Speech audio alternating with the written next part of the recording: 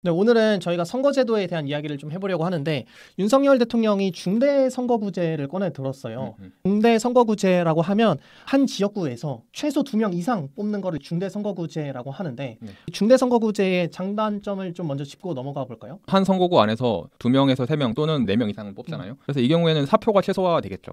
왜냐하면 기존의 소선거구제 같은 경우에는 한 선거구에서 한 명만 뽑다 보니까 그 한 명을 제외한 그 1등을 제외한 나머지 2, 3, 4등을 선택한 그 민의는 다 그냥 사표가 돼버리잖아요. 그쵸. 근데 이런 것들을 좀 최소화할 수 있는 게 이제 장점 중에 하나죠. 대신에 단점 같은 경우에는 우리가 2022년 지방선거 때도 이제 겪었지만은 어떤 정당이 이 지역에서 내가 좀 그래도 유리하겠다 싶은 경우에는 이 선거구에서 3명을 뽑는다. 후보를 3명을 내버리고 맞아요. 뭐 5명을 뽑겠다 하면은 후보를 5명을 내버리는. 네. 그래서 사실상 중대선거구제 도입을 통해서 물론 사표를 최소화하겠다는 그런 목적도 있지만은 소수 세력들, 소수 정당들, 신진 세력들도 당선될 수 있는 기회를 부여하겠다는 그런 목적도 있는데 그런 목적이 퇴색돼 버리는 그런 단점도 있죠. 그래서 결국엔 장기적으로 기존의 대형 정당들에게 유리한 그냥 자기들끼리 권력을 나눠 먹기 하게 되는 그런 단점도 가지고 있습니다. 네. 윤 대통령이 이걸 꺼낸 이유도 거대 정당의 기득권 타파, 진영 간 갈등을 해결하겠다 뭐 이런 것 때문에 꺼내 들었는데 사실 지난 지방선거에 이제 대구만 보더라도 기초의원 선거에서 5명을 뽑는 선거구가 있었어요. 그랬는데 국민의힘에서 2-가, 나, 다, 라까지 내보냈거든요. 그리고 실제로 4명이 당선이 됐고 이러면 사실은 뭐 거대 양당의 기득권 타파라든지 아니면 지역 갈등의 해소 이런 거랑 거리가 점점 더 멀어지게 되는 거거든요. 그죠. 전혀 상관이 없고 그리고 2017년 11월에 한국선거제도 개편의 정장과 과제를 가지고 논의가 있었어요. 그 자료집을 보면은 이 중대선거구의 장점과 단점을 나열해놨거든요. 근데 장점으로는 단기적으로 기존 정치인의 기득권 약화, 단기적으로 신진 정치인, 정당의 원내 진입 가능성 고양, 뭐 단기적으로 현 정당 체제의 이합집산 유도 가능성을 뽑았는데 문제는 단기적으로잖아요. 단점으로 결국엔 이거예요. 장기적으로는 대형 정당에게 구조적으로 유리하다. 장기적으로는 기존 정치인과 정당에게 유리하다. 저는 단기적으로도 절대 우리가 겪어봐서 알지만 소수 정당에게 단기적으로 중대선거구제가 과연 기회를 주냐라고 했을 때 저는 아니라고 생각을 하거든요. 그렇죠, 왜냐하면 복수공천 때문에 이게 복수공천이 정말 말도 안 되는 제도인 게 같은 정당에서 후보가 2명, 3명, 5명씩 나와서 자기네들끼리 경쟁을 한단 말이에요. 근데 정당이 같으니까 정책에 대한 차별성도 없고 노선에 대한 차별성도 없어요. 그저 우리 같은 정당인데 우리 둘 중에 한 명만 뽑아달라라고 경쟁하는 게 정당 민주주의와 배반되는 거거든요. 만약에 정말로 중대선거구제가 소수 정당에게 기회를 주고 거대 양당의 기득권을 내려놓기 위해서라면 복수공천을 금지해야 된다라고 저는 보고 있습니다. 네, 근데 복수공천을 금지하더라도 2020년 총선의 사태가 발생할 수도 있다. 당시에 그 두 거대 정당이 위성 정당을 만들었죠. 결국에는 연동형 비례대표제 도입의 취지를 완전히 무색하게 하고 자기들이 더 큰 이익을 가져가는 그런 참사가 저는 그게 선거 참사라고 생각하거든요. 그런 참사가 발생했는데 복수공천을 금지한다 하더라도 정당을 쪼개서 또 창당할 수도 있고. 근데 그게 전 좀 다르게 생각하는 게 그때는 위성 정당이 비례대표로만 나왔거든요. 근데 이렇게 돼버리면 전혀 다른 정당에서 지역구로 나오게 되는 거거든요. 지금 중대선거구제는 지역구 얘기니까. 근데 그런 가능성은 오히려 낮을 거라고 판단을 해요. 왜냐하면 그 총선 같은 경우에는 이제 거대 정당에서 비례대표를 내보내지 않고 위성 정당 통해서 비례대표를 내보냈는데 이거는 지금 지역구 얘기이기 때문에 지역구에서 똑같은 비슷한 정당을 만들어서 또 자기네들끼리 겨룬다? 이거는 확률이 좀 낮지 않을까라고 보고 있습니다.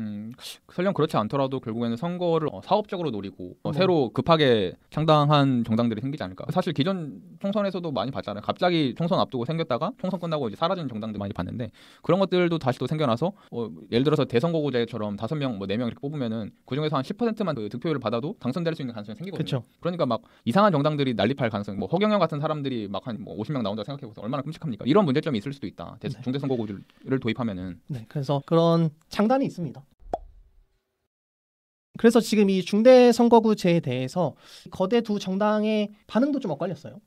재미있는 거는 선거구 제도를 개혁하는 국회 단위 이제 정개특위에서 국민의힘 의원들이 다수 반대를 했더라고요. 왜냐하면 자기네 지역구가 뺏길 수도 있다라는 그 우려 때문인데 실제로 민주당 같은 경우에는 대구나 부산에서 유의미하게 득표를 얻고 있거든요. 그래서 이제 중대선거구로 갈 경우에 2등이나 3등으로 이제 민주당이 당선될 가능성이 있는데 한편 국민의힘 같은 경우에는 광주 이 전라도에서 표가 거의 없단 말이에요. 그래서 광주에서 또 당선될 가능성이 없고 원래 텃밭이었던 대구나 부산에서 민주당이 좀 나오고 이러면 이제 국민의힘 의석수가 더 줄어들 수밖에 없어서 오히려 국민의힘이 지금 윤석열 대통령의 이 제안을 조금 받기 꺼려하는 그런 입장이 만들어졌어요. 근데 국민의힘 안에서도 윤석열 대통령의 제안에 찬성하는 사람들이 꽤 많이 있습니다. 뭐 대표적으로 당연히 있겠죠. 하태경 의원이나 김웅 의원 같은 경우에는 적극적으로 논의해봐야 한다. 그러면서 중대선거구제 논의에 반대하는 국민의힘 의원들을 이제 내부적으로 비판하는 그런 발언도 했고 그리고 실제로 한번 분석을 해보니까 지난 총선을 기준으로 했을 때 오히려 수도권에서는 국민의힘이 더 유리하다. 라는 분석을 내놓았어요. 물론 이제 선거제도가 바뀌면서 유권자들의 선거 성향도 바뀌기 때문에 뭐 이걸 어떻게 장담할 수는 없겠지만은 중대선거구제로 갔을 때 국민의힘이나 민주당 둘 중에 어느 정당이 일방적으로 더 유리하다, 불리하다라고 얘기하기가 좀 어려운 상황이긴 합니다. 근데 그런 상황에서 어쨌건 민주당 안에서도 국민의힘 안에서 마찬가지처럼 목소리가 여러 가지. 대표적으로 지난해 말에 김진표 국회의장 같은 경우에는 중대선거구제 논의를 이제 해봐야 된다라는 식으로 굉장히 긍정적으로 얘기를 했었고, 근데 뭐 이인영 전 대표라든가 뭐 이재명 대표 같은 경우에는 반대하는 입장, 대신에 연동형 비례대표제를 확대해야 된다. 뭐 이런 식의 주장을 하고 있습니다. 네. 이 선거제도를 개혁해야 된다라고 하는 그 입장에는 여야가 이제 차이가 없죠. 네, 차이가 없어요. 다만 어떻게 바꿀 거냐 하는 건데 이게 뭐 지금 선거제도 개혁이 계속해서 논의가 되었던 거라서 선거제도 개혁 왜 필요할까요? 결국에는 사람들의 민의를 더 잘 반영하기 위해서라는 건데, 근데 그 잘 반영한다는 게 굉장히 애매한 개념이잖아요. 그래서 어떻게 하는 게 더 잘 반영하는 거냐? 누군가는 이제 비례성을 높여야 한다, 누군가는 책임성을 높여야 한다, 뭐 이런 얘기를 하는데 어쨌거나 현행 제도가 가지고 있는 문제점은 그런 거죠. 너무나 많은 사표가 발생한다. 사표가 발생한다는 건 그만큼 당선되지 못한 사람들을 찍었던 그 사람들의 뜻이 그냥 완전히 그냥 죽어버린다는 거잖아요. 그냥 아무짝에도 쓸모없는 표가 돼버리는 거잖아요. 그러니까 그런 것들을 좀 줄이고, 우리나라의 비례대표제가 현재 국회의원 전체 300석에서 47석밖에 안 되긴 하지만 그나마 그 비례성을 강화하기 위해서 이 정당을 지지하는 사람들이 한 50%는 있는데 실제로 지역구에서는 그 50%에 비해서 너무나 못 미치는 한 40%밖에 당선이 안 된다. 그럼 그런 것들을 보완하기 위해서 이 비례대표제가 필요한 거고, 그래서 민의를 최대한 왜곡하지 않고 잘 반영해서 유권자들이 원하는 그런 정치인들을 뽑기 위해서 선거제도가 필요한 건데 현행 선거제도는 그렇지 못하다는 그런 인식들이 어느 정도 공감대가 있는 거죠. 네.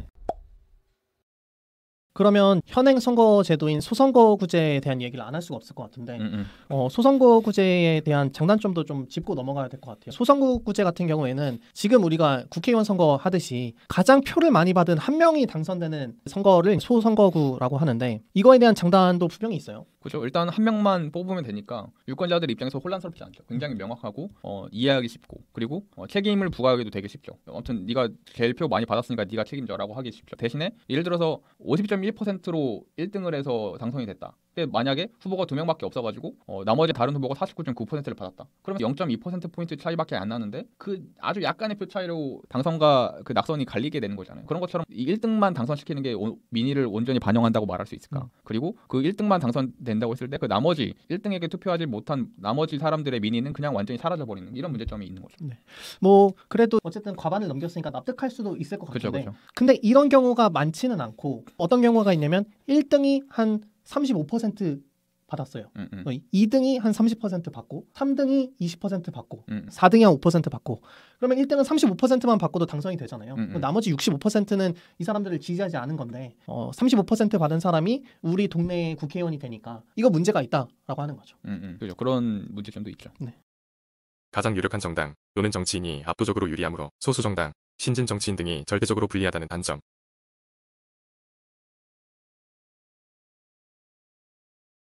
그런 문제점들 때문에 이 소선거구를 어떻게 바꿀 거냐라고 하는 이야기들이 굉장히 많이 오갔고 그 중에 하나로 이제 윤석열 대통령은 중대선거구를 꺼내든 거예요. 근데 뭐 저희가 아까 얘기했지만 중대선거구도 문제는 분명히 있다. 특히 기존 기성 정당들에게 너무나 유리한 시스템으로 변질이 아니라 본질적으로 기성 정당들에게 유리한 시스템이다. 네. 5명 뽑는데 국민의힘 5명 나오고 민주당 5명 나오면 우리 같은 소수 정당들은 어떻게 하라고?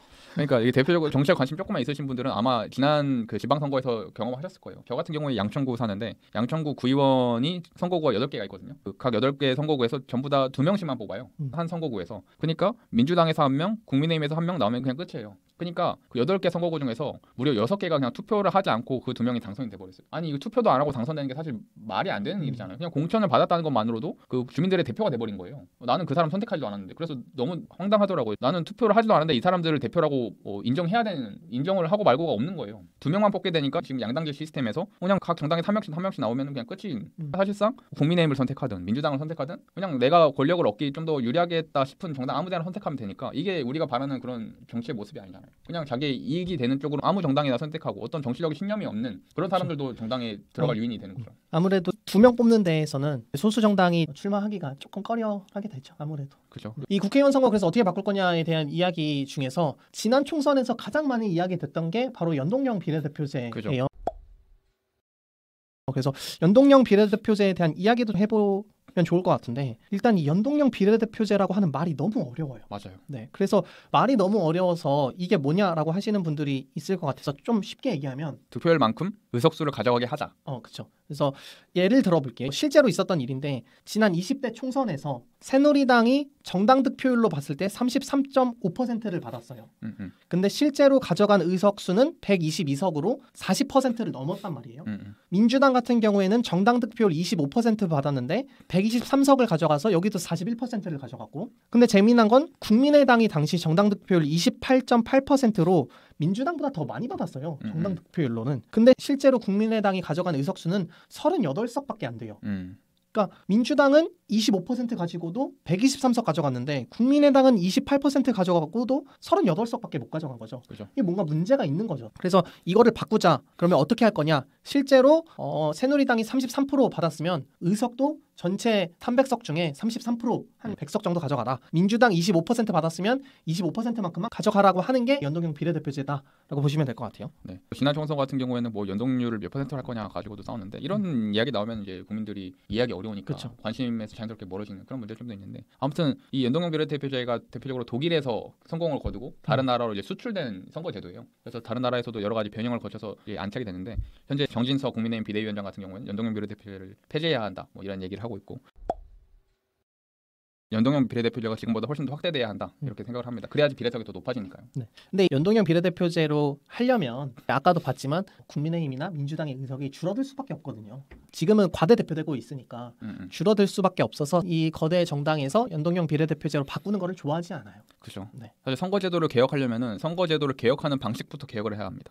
이게 쉽지가 않죠. 그러니까 선거제도를 바꾸려고 하는데 선거제도를 바꾸는 게 누구예요? 결국에는 다 국회의원들이거든요. 근데 국회의원들이 자기가 뽑힐 선거제도를 만드니까 당연히 자기들의 이해관계에 맞춰서 선거제도를 개혁하려고 한단 말이에요. 말이 개혁이지 결국엔 자기들의 이익에 부합하는 방식으로 그냥 선거제도를 바꾸려고 하는 거죠. 그러니까 그런 것들을 막기 위해서는 결국에는 정치인들만 이 선거제도를 바꾸게 해서는 안 된다. 정치인이 아닌 여러 일반 시민들, 학계 전문가들 이런 사람들이 다 참여해서 함께 만들 수 있는 그런 정치 선거제도 개혁 기구가 필요하다. 그리고 현재 이 정치개혁특별위원회 정개특위라고 불리는 이 위원회에서 선거제도의 개혁 기구가 만들어낸 최종안을 거부할 수 없게 하는 그런 구조로 선거제도를 개혁해야 한다. 저는 그렇게 생각을 합니다. 정치인들만 결정하게 해서는 절대로 제대로 개혁될 수 없습니다. 근데 이 연동형 비례대표제의 또 다른 문제점은 도입하려고 하려면 실제 지금 지역구 의원 수를 줄이거나 아니면 국회의원을 늘려야 되는 그런 딜레마가 있거든요. 그래서 지역구를 줄이는 거는 당연히 지역구 국회의원들이 반대하기 때문에 이거를 받아들일 리는 없고 그러면 반대로 국회의원을 늘려야 되는데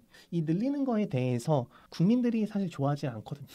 그래서 연동형 비례대표제가 난항을 겪고 있죠. 저는 현재 국회의원이 받는 혜택, 뭐 급여 이런 것들을 현행을 유지하거나 축소하는 조건 안에서 국회의원 의석수를 늘린다면은 다수 국민들도 이해를 하지 않을까, 받아들이지 않을까 생각을 해요. 저도 실제로 지금보다 국회의원 숫자가 더 늘어나야 한다. 왜냐하면 국회의원 숫자가 적을수록 그만큼 한 명이 가지고 있는 권력과 특권은 더 강해질 수밖에 없는 거고, 당연히 국회의원 숫자가 많아지면은 그 권력과 특권이 점점 더 분산되는 거니까. 그리고 뭐 거꾸로 생각하면은 로비를 할 때, 뇌물을 할 때 매수해야 되는 국회의원 숫자가 더 늘어나면은 그만큼 비용이 더 늘어나는 거잖아요. 그만큼 어떤 특정 이익 집단에서 국회의원들을 매수하기도 쉽지 않아진다. 국회의원 숫자가 늘어나면은 그런 이제 장점이 있는 거죠. 그리고 본질적으로는 비례성을 높이기 위해서 국회의원 한 명이 담당하는 국민이 많아질수록 사실상 그 국회의원의 특권이 강해지기도 하고 그 민의를 온전히 반영하기도 어렵잖아요. 그렇기 때문에 국회의원 숫자가 늘어날수록 그 국민들의 민의를 반영하기도 더 용이해진다. 일반적으로 그런 장점이 있기 때문에 저는 지금 한 400석 정도는 돼야 되지 않을까. 지금보다 100석은 더 늘려야 하지 않을까. 대신에 비례대표제 의석이 그만큼 더 늘어나야 한다. 네, 이렇게 생각합니다. 네.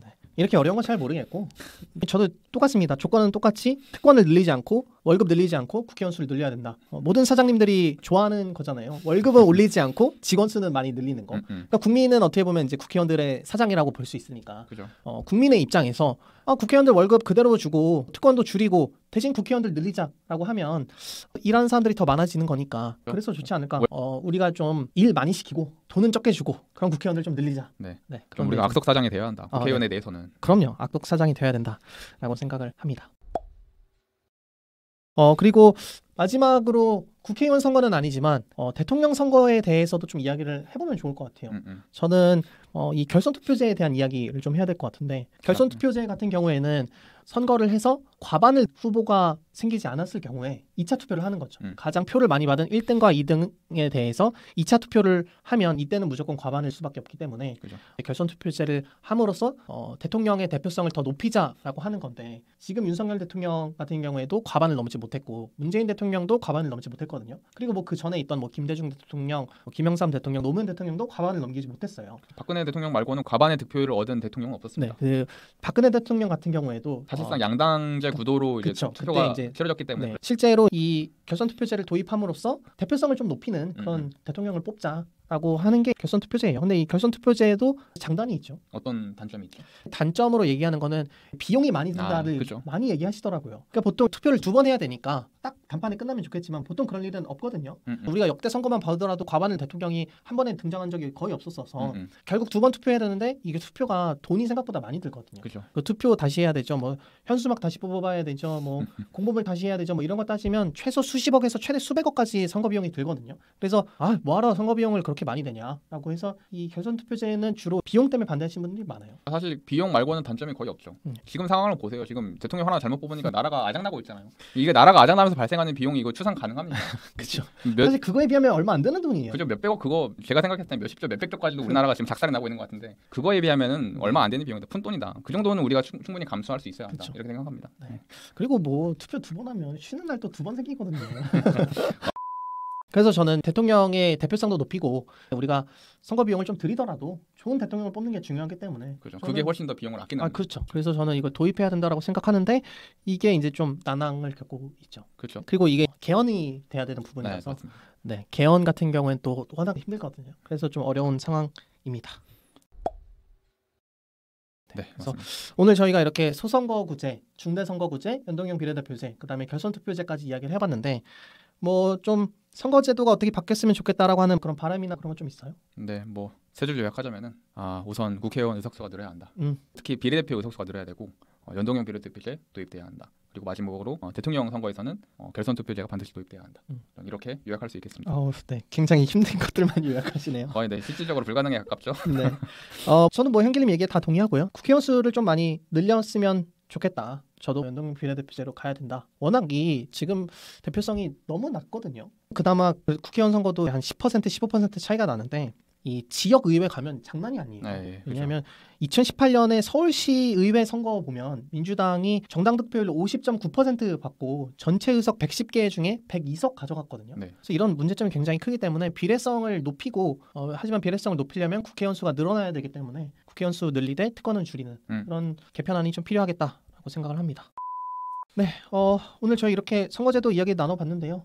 앞으로 지금 이 선거제도 얘기가 굉장히 더 뜨거워질 거거든요. 그리고 4월 안에 이 개편안이 나와야 이제 내년 총선 제도가 바뀌기 때문에 앞으로 점점 더 핫해질 이슈라서 많이들 관심을 가지고 봐주시면 좋을 것 같아요. 네, 특히 윤석열 대통령이 말한 비례대표 증언 없는 중대선거구제 도입은 결국에는 민주당과 국민의힘 양당이 권력을 나눠먹기하는 그런 제도로 안착이 될 수밖에 없습니다. 그래서 그런 방식으로 선거제도가 바뀌게 되면 결국에는 점점점 우리나라가 일본의 정치처럼 바뀌게 될 수 있으니까 전 이 점은 꼭 막아야 한다고 생각하고요. 현 상황에서 가장 이상적으로 생각하는 건 소선거구제와 연동형 비례대표제가 함께 가는 이 제도가 가장 낫지 않을까 우리나라에서는 이렇게 생각을 합니다. 네, 그러면 오늘 저희 방송은 여기서 마치고 다음에 또 돌아오도록 하겠습니다. 네, 좋습니다. 수고하셨습니다. 수고하셨습니다.